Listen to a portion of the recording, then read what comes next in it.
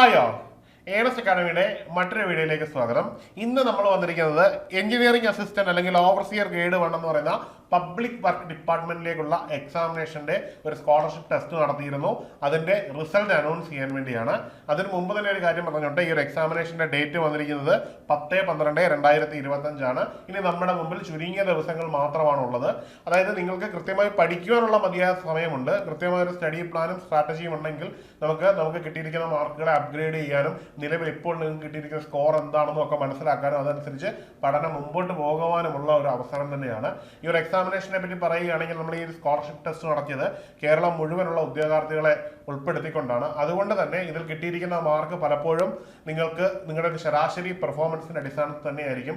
ഈ ഒരു പരീക്ഷ ഏതാണ്ടൊരു മോഡറേറ്റ് ലെവലിനും ഒപ്പം തന്നെ ഒരു ഡിഫിക്കൽട്ട് ലെവലിനും ഒക്കെ അടുത്ത് നിൽക്കുന്ന ഒരു എക്സാമിനേഷൻ ആയിരുന്നു. അപ്പോൾ നിങ്ങൾക്ക് കിട്ടിയിരിക്കുന്ന മാർക്കിനനുസരിച്ച് എക്സാമിനേഷൻ ഹാളിലും ഏറെക്കുറെ സിമിലർ ആയിട്ടുള്ള മാർക്കായിരിക്കും കിട്ടിയിരിക്കുന്നത്. അതുകൊണ്ട് നിങ്ങളൊരു കാര്യം മനസ്സിലാക്കുക, നിങ്ങൾക്ക് നല്ല മാർക്ക് കിട്ടിയിട്ടുണ്ടെങ്കിൽ നിങ്ങൾ അതനുസരിച്ച് തന്നെ നിങ്ങളുടെ പഠനം ഇതുപോലെ തന്നെ തുടരണം. ഇനി നിങ്ങളുടെ മാർക്ക് കുറച്ച് പുറകോട്ടോ അല്ലെങ്കിൽ ശരാശരി ആണെങ്കിൽ ഉറപ്പായിട്ടും നിങ്ങളുടെ പഠനം കുറച്ചും കൂടി ബൂസ്റ്റ് ചെയ്ത് പോകേണ്ട ഒരു സമയമാണ്. ഇത് റൈറ്റ് ടൈമാണ് നിങ്ങളുടെ പഠനം കറക്റ്റ് ആയിട്ട് മുമ്പോട്ടേക്ക് കൊണ്ടുപോകേണ്ട ഒരു മേഖലയാണ്. ഈ ഒരു സമയത്താണ് നിങ്ങൾക്ക് ഇനി റാങ്ക് മെച്ചപ്പെടുത്താൻ പറ്റുന്നത്. അപ്പോൾ നമ്മൾ റിസൾട്ടിന്റെ അനൗൺസ്മെന്റിലേക്ക് പോവുകയാണ് ആദ്യമായിട്ട്. അപ്പോൾ നമ്മൾ റിസൾട്ടിന്റെ അനൗൺസ്മെന്റിലേക്ക് പോവുകയാണ്. നമുക്ക് ആർക്കാണ് ആദ്യത്തെ റാങ്ക് നേടാൻ കഴിഞ്ഞതെന്നും നമ്മുടെ സമ്മാനമായിട്ടുള്ള കോഴ്സ് സൗജന്യമായിട്ട് ലഭിക്കുന്നതെന്ന് നോക്കാം. അതിൽ ആദ്യമായിട്ട് ഈ റാങ്ക് കരസ്ഥമാക്കിയിരിക്കുന്നത്, ഫസ്റ്റ് റാങ്കിൽ എത്തിയിരിക്കുന്നത് സൗമ്യ എം ആണ്. സൗമ്യ എമ്മിന് കരസ്ഥമാക്കാൻ പറ്റിയിരിക്കുന്ന മാർക്ക് എന്ന് പറഞ്ഞാൽ 86.7 മാർക്കാണ്. 100-86.7 മാർക്കാണ് കരസ്ഥമാക്കാൻ പറ്റിയിരിക്കുന്നത്.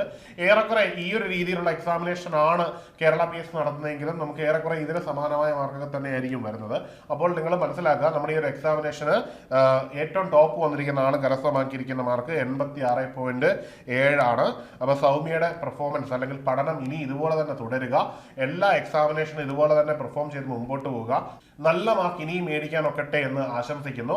അതുപോലെ തന്നെ ഈ മാർക്ക് കിട്ടിയതിന്റെ പേരിൽ ഇനിയും പഠിക്കാതിരിക്കരുത്. ഇതുപോലെ തന്നെ തുടർന്നും പഠിക്കണം. എങ്കിൽ മാത്രമേ നമുക്ക് PSC എക്സാമിനേഷനിലും ഇതേ പെർഫോമൻസ് കാഴ്ചവെക്കാൻ സാധിക്കുകയുള്ളൂ. ഇനി രണ്ടാമതായിട്ട് വന്നിരിക്കുന്നത് അജിത് മോഹനാണ്. അജിത് മോഹന് നേടാൻ കഴിഞ്ഞിരിക്കുന്ന മാർക്ക് എന്ന് പറഞ്ഞാൽ 84.04 മാർക്കാണ് 100-ൽ നേടാൻ കഴിഞ്ഞിരിക്കുന്നത്.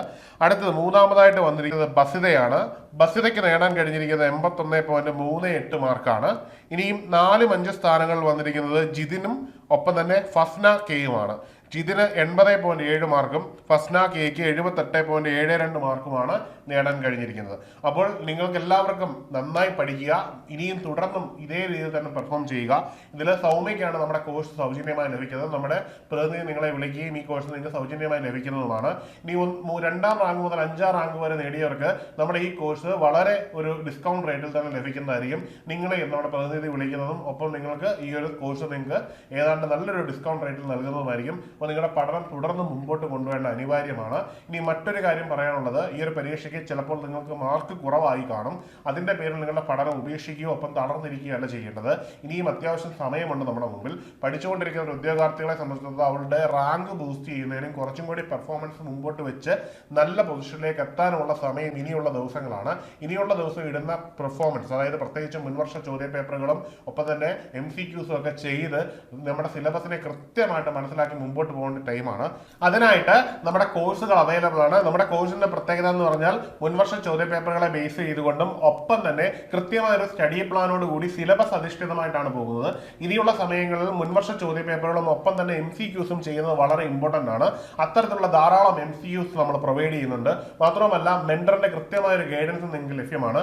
ഇനിയുള്ള ചുരുങ്ങിയ സമയം കൃത്യമായി തയ്യാറെടുക്കുകയാണെങ്കിൽ ഈ ഒരു പരീക്ഷയ്ക്ക് ജോലി കിട്ടുന്ന ഒരു റാങ്കിൽ എത്താൻ പറ്റും എന്നുള്ളത് ഉറപ്പാണ്. അപ്പോൾ നമുക്ക് ഒരുമിച്ച് തയ്യാറെടുക്കാം. നിങ്ങൾക്ക് എല്ലാവർക്കും ജോലി കിട്ടട്ടെ എന്ന് ആശംസിക്കുന്നു. സർക്കാർ ജോലി എന്ന നമ്മുടെ ലക്ഷ്യം ഒരുമിച്ച് മുമ്പോട്ട് പോയി നേടിയെടുക്കാം. സർക്കാർ ജോലി എന്ന നിങ്ങളുടെ ലക്ഷ്യം നേടിയെടുക്കാൻ കഴിയട്ടെ എന്ന് ആശംസിക്കുന്നു. അപ്പോൾ നമുക്ക് ഒരുമിച്ച് തയ്യാറെടുക്കാം. എല്ലാവർക്കും വിജയാശംസകൾ. മറ്റൊരു വീഡിയോയിൽ കാണാം. Good bye.